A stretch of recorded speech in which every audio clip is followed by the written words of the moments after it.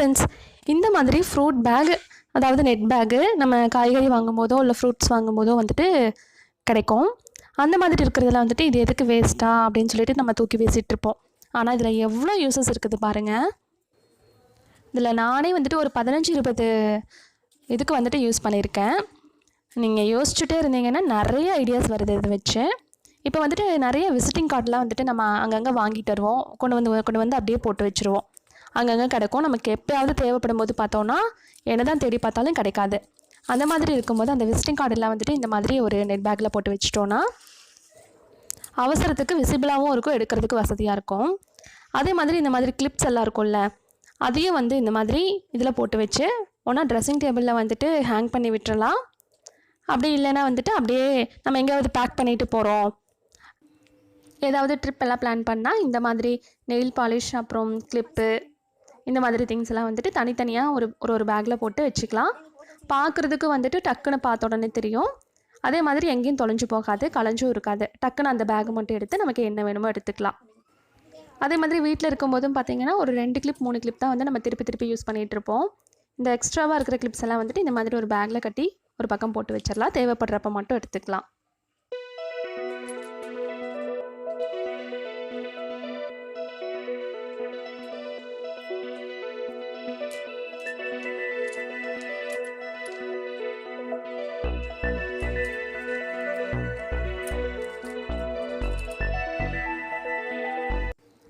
அடுத்தது பார்த்திங்கன்னா இந்த குக்கருக்கு யூஸ் பண்ணுற வெயிட்லாம் வந்துட்டு எங்கள் வீட்டில் இவ்வளோ இருக்குது. நிறைய பேர் வீட்டில் வந்துட்டு இந்த மாதிரி இருக்கும். நம்ம வந்துட்டு எதுக்காவது செட் ஆகும்னு சொல்லிட்டு அப்படியே வச்சுருப்போம் பழைய குக்கரோடதெல்லாம்.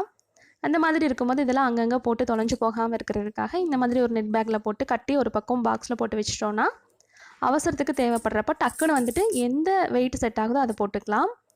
அப்புறம் துணி காய வைக்கிற கிளிப்பெல்லாம் இருக்குல்ல, அதையும் வந்துட்டு நம்ம கம்பிலேயே போட்டிருந்தாலும் வெயிலில் வந்துட்டு வெள்ளியும் மழையிலையும் பட துரு பிடிச்சி வேஸ்ட்டாக போயிடும். அப்புறம் நம்ம துணி காய போடும் போதும் பார்த்திங்கன்னா கம்பியில் இந்த கிளிப்பு வந்து தொங்கிட்டே இருந்துச்சுன்னா அதை ஒன்று கழட்டி வச்சுட்டு மாட்டிகிட்டு இருக்கிற மாதிரி ரொம்ப இடைஞ்சலாக இருக்கும்.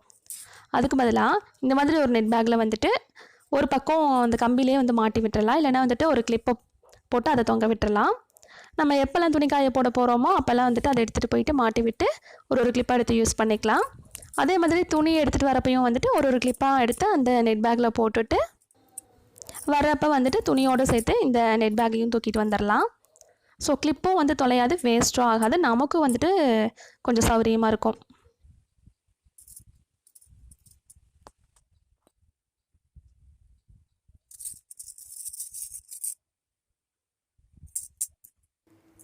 நான் இது எல்லாமே வந்துட்டு ஒரு கையில் பண்ணிகிட்டு இருக்கிறதுனால கொஞ்சம் கம்ஃபர்டபுளாக இல்லை.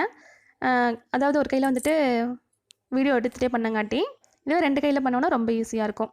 அப்புறம் இந்த துவைக்கிற சோப்புலாம் பார்த்திங்கன்னா எல்லா சோப்புமே வந்துட்டு லாஸ்ட் ஆக அது உரையாது, நம்ம அதை வேஸ்ட்டு தான் பண்ணுவோம், அங்கங்கே போட்டு வச்சுருப்போம். அந்த மாதிரி இல்லாமல் இந்த குட்டி சோப்பு எல்லாத்தையும் வந்துட்டு இந்த நெட் பேக்கில் போட்டு வச்சிட்டோன்னா இந்த பேக்கோடு இருக்கிற குட்டி சோப்பு வந்துட்டு நிறைய விதங்களில் யூஸ் பண்ணலாம். அது வந்து சாக்ஸ் துவைக்கிறதுக்கு, இந்த கைப்பிடி துணியெல்லாம் துவைக்கிறதுக்கு, அப்புறம் துடைக்கிற துணி துவைக்கிறதுக்குலாம் வந்துட்டு இந்த சோப்பு அப்படியே நெட் பேக்கோடையே போட்டு தேய்க்கிறதுக்கு யூஸ் பண்ணிக்கலாம். குட்டி சோப்பாக இருந்தால் வந்துட்டு நம்ம தேய்க்கிறதுக்கு சௌகரியமாக இருக்காது. ஆனால் அப்படி பேக்கோட கொஞ்சம் நிறைய சோப்பு இருக்கங்காட்டி தேய்க்கிறதுக்கு நல்லா சௌகரியமாக இருக்கும், நல்லா நுரையும் வரும். அந்த நெட் பேக்கே வந்து பார்த்திங்கன்னா ஒரு ஸ்க்ரப்பு மாதிரி ஒர்க் ஆகும். அப்புறம் இதை வந்துட்டு இன்னும் 2-3 விதங்களில் யூஸ் பண்ணலாம். எப்படின்னா இந்த டாய்லெட்டில் வந்துட்டு ஃப்ளஷ் டேங்க் இருக்குல்ல, அதில் வந்துட்டு இந்த மாதிரி கட்டி தொங்க விட்டுட்டோன்னா, பாதி மூழ்கிற அளவுக்கு கட்டி தொங்க விட்டுட்டோன்னா ஒரு தடவை ஃப்ளஷ் பண்ணும்போதும் அந்த சோப்பு தண்ணியோடு கலந்து வந்து ஃப்ளஷ் ஆகும். அப்போ வந்து பாத்ரூமே வந்துட்டு நல்ல வாசனையோடு இருக்கும். அதே மாதிரி நம்ம குளிக்கிற சோப்பு வந்துட்டு இந்த மாதிரி குட்டி ஆனதுக்கப்புறமா இந்த மாதிரி ஒரு நெட் பேக்கில் போட்டு வச்சிட்டோன்னா ஒன்றா பாத்ரூமில் வந்துட்டு இதை தொங்க விட்டுறலாம், நல்ல வாசனையாக இருக்கும். அப்படி இல்லை ரூமில் அந்த மாதிரி கூட எங்கேயாவது நல்ல வாசனை வேணுன்றப்ப வச்சுக்கலாம். இந்த கதற்கடை சோப்புன்னு சொல்லுவோம், பார் சோப்புன்னு சொல்லுவோம். இந்த சோப் வந்து பார்த்திங்கன்னா பெருசாக இருக்கும் போதே மீன் மாதிரி நழுவிட்டு தான் போகும், துவைக்கிறதுக்கே வராது. நான் துவைக்கிறதுக்கு வந்துட்டு அப்பப்போ இந்த சோப் யூஸ் பண்ணுவேன். அந்த சோப் யூஸ் பண்ணும்போது வந்துட்டு கையெல்லாம் வந்துட்டு தோல் உரிகிற மாதிரியும் நகம்லாம் சொத்த விழுகிற மாதிரி இருக்கும். அந்த டைமில் இந்த பார் சோப் யூஸ் பண்ணும்போது வந்துட்டு கைக்கு வந்து பாதுகாப்பாக இருக்கும். இந்த சோப் வந்துட்டு நழுவிட்டே போகிறதுனால இந்த மாதிரி நெட் பேக்கில் போட்டு யூஸ் பண்ணோன்னா ரொம்ப ஈஸியாக இருக்கும். அப்புறம் இந்த மாதிரி சோப்பையே வந்துட்டு நெட் பேக்கில் போட்டுட்டு நம்ம வாஷ் பேசினில் கை கழுவுற பக்கம் கட்டி விட்டுட்டோன்னா ஒரு நம்ம கை கழுவுறப்ப அப்படியே வந்து தேய்ச்சிட்டு கையை கழுவிட்டு வாஷ் பண்ணிட்டு வந்துடலாம். இந்த டைமில் வந்து பார்த்திங்கன்னா இந்த பேண்டமிக் டைமில் ரொம்ப ரொம்ப யூஸ்ஃபுல். ஒரு வாட்டி கை கழுவும் போது நம்ம சோப் போட்டு கை கழுவுறதுக்கு ஈஸியாக இருக்கும். அதே மாதிரி வாஷ் பேஸினும் வந்து பார்த்திங்கன்னா நல்லா வாசனையாக இருக்கும்.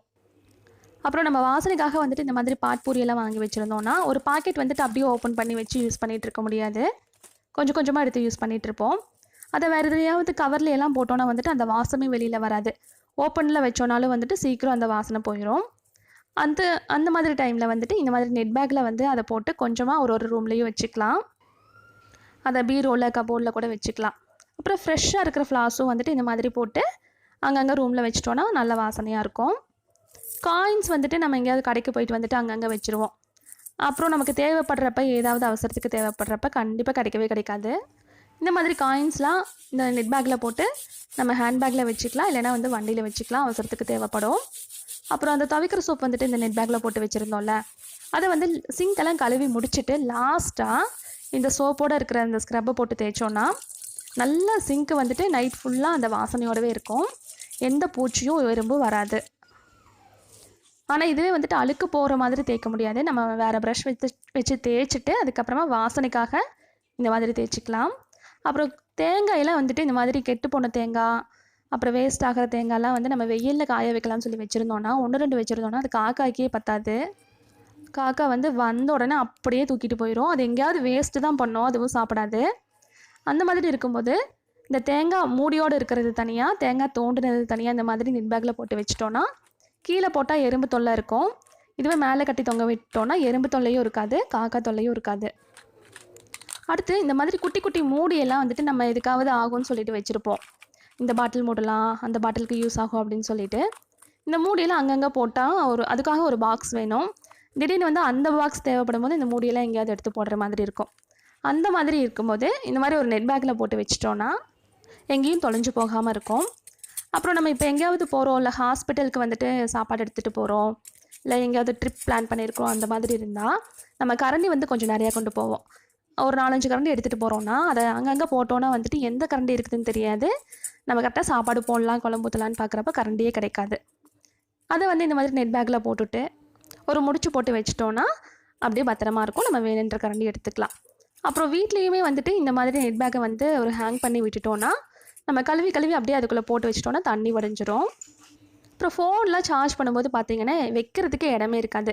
அந்த மாதிரி டைமில் ஃபோனை சார்ஜில் போட்டு விட்டுட்டு அந்த ஸ்விட்ச் பாக்ஸோட ஸ்க்ரூவையே கொஞ்சம் லூஸ் பண்ணி விட்டு அதில் வந்துட்டு இந்த நெட் பேக்கை நல்லா தொங்க விட்டுட்டு அதுக்குள்ளே வந்து ஃபோனை போட்டுக்கலாம். அப்புறம் கொத்தமல்லி கீரை, புதினா, கறிவேப்பிலை எல்லாம் அலசுறதுக்கு வந்துட்டு இந்த நெட் பேக்கில் போட்டு அலசிட்டோன்னா அப்படியே ஹேங் பண்ணி விட்டுக்கலாம். அதில் இருக்கிற தண்ணியெல்லாம் வடிஞ்சிரும்.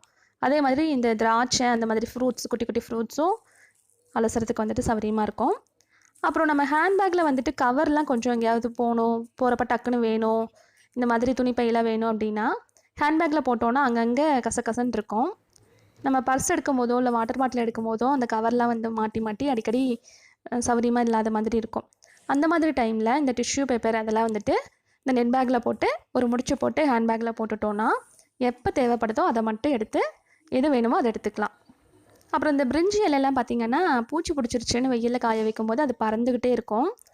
அந்த மாதிரி இருக்கும்போது இந்த நெட் பேக்கில் போட்டு ஒரு முடிச்சு போட்டு வெயிலில் போட்டுட்டோன்னா பறக்கிறதும் பறக்காது, காயறதுக்கும் ஈஸியாக இருக்கும்.